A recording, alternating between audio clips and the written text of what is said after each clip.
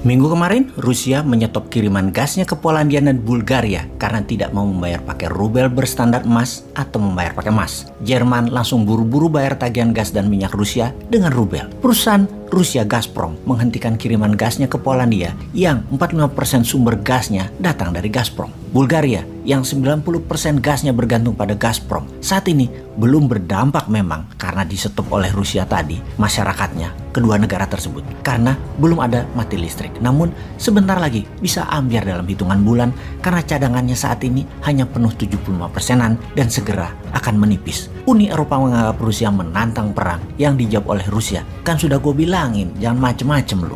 We warned you already. Kita semua tahu sejak sebulan yang lalu Putin membuat keputusan semua produk Rusia dibayar pakai rubel. Kirill Petrov, Perdana Menteri Bulgaria, kesal dan menganggap pihak Rusia melanggar kontrak jual beli gas tersebut. Namun Putin tidak peduli. Kita juga tahu minyak bumi dan gas tidak mudah digantikan dengan seketika. Dibandingkan di rumah misalnya, ketika sambal botolan di rumah habis, kita bisa ganti dengan sambal ulek, sambal mata, sambal dadak yang dibuat dengan segera. Menggantikan sumbernya untuk gas dan minyak bumi, Anda harus menyiapkan jalur pipa baru, jalur distribusi baru, perlu tahunan membangunnya. Kita kembali ke Rusia yang memaksa menggunakan emas atau rubel berpatokan emas. Ini mengingatkan satu hal lagi tentang kekuatan tawar dolar yang ditantang rubel dan emas. Membuat otak liar kita yang merasakan ketidakadilan dolar mulai mendidih. Apa? Kita juga harus pakai emas. Bagaimana sebelum kita putuskan kita membahas sejarah uang dan sejarah emas sebagai alat bayar? Transaksi alat bayar di awalnya menggunakan sistem barter, di mana barang ditukar barang tercatat dalam sejarah pertamanya di daerah Mesopotamia hingga masa kejayaan Babilonia. Pertukaran barang dengan barang yang dicatat dalam sekeping tanah liat atau tablet tadi karena rumitnya menilai sebuah barang yang akan dipertukarkan. Sehingga pencatatan pada tablet untuk mengingatkan ada yang kelebihan atau adanya kekurangan di dalam bentuk angka-angka yang juga kalau dilakukan sekarang banyak tidak pasnya. Misalnya, telur ditukar kambing.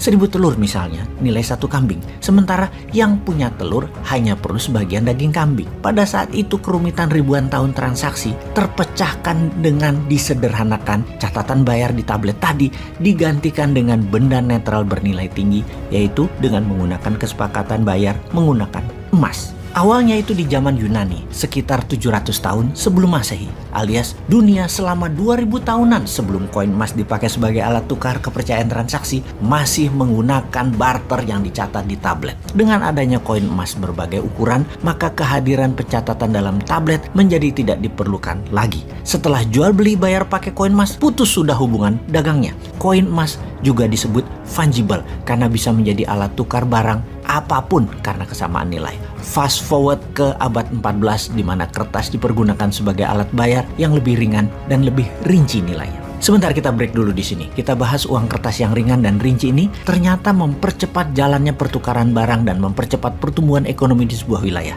Bandingkan selama 2000 tahunan transaksi menggunakan barter dan tablet, ekonomi dunia belum bisa merata hanya di daerah-daerah tertentu di muka bumi ini. Lalu ketika menggunakan emas, koin emas sebagai benda fungible alat tukar, perekonomian dunia mulai bergerak kencang. Silk Road salah satu mahakarya transaksi menggunakan emas ini. Kemudian sejak abad 14, dunia meningkat lagi perekonomiannya dengan kemajuan teknologi, permesinan, perkapalan, pencarian bahan baku di wilayah dunia baru, membuat dalam sekejap Eropa menjadi benua termakmur di dunia kala itu karena kemudahan bertransaksi. Di abad pertengahan Eropa yang menjadi makmur dengan cepat karena transaksinya menggunakan kertas juga masih sejalan dengan transaksi yang menggunakan koin emas karena setiap terbitnya kertas ditopang dengan barang fisik emas sebagai jaminan terbitnya uang kertas tersebut, dan terbitnya uang tersebut hanya dari lembaga kepercayaan publik gabungan dari tempat penyimpanan uang yaitu bank dengan sebuah pemerintahan.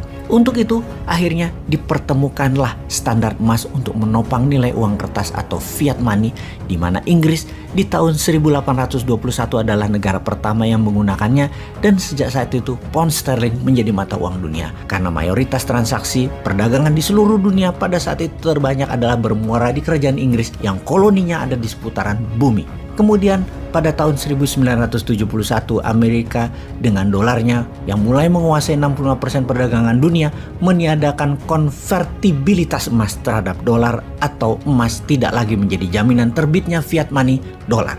Oke, kita batasi informasi kali ini tentang uang dan evolusinya. Namun kembali mengingatkan, ketidakadilan printing money dolar ini ternyata sedang ditantang oleh Rusia dengan rubel backed by gold, atau bisa pilihan kedua di mana Rusia juga menerima emas lantakan pure 99.99% sebagai alat tukar membeli produk Rusia, minyak bumi dan gas.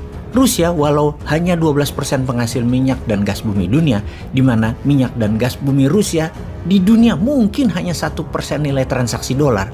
Namun kalau ditantang terus-menerus, maka nantinya semakin beragam lagi yang menantang karena banyak negara terinspirasi, termasuk new mind-nya Indonesia. Maka dolar bisa kehilangan kepercayaan sebagai cadangan devisa negara dan sebagai alat bayar dunia.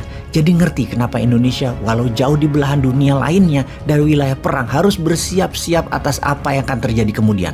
Wahai Indonesia, main cantiklah.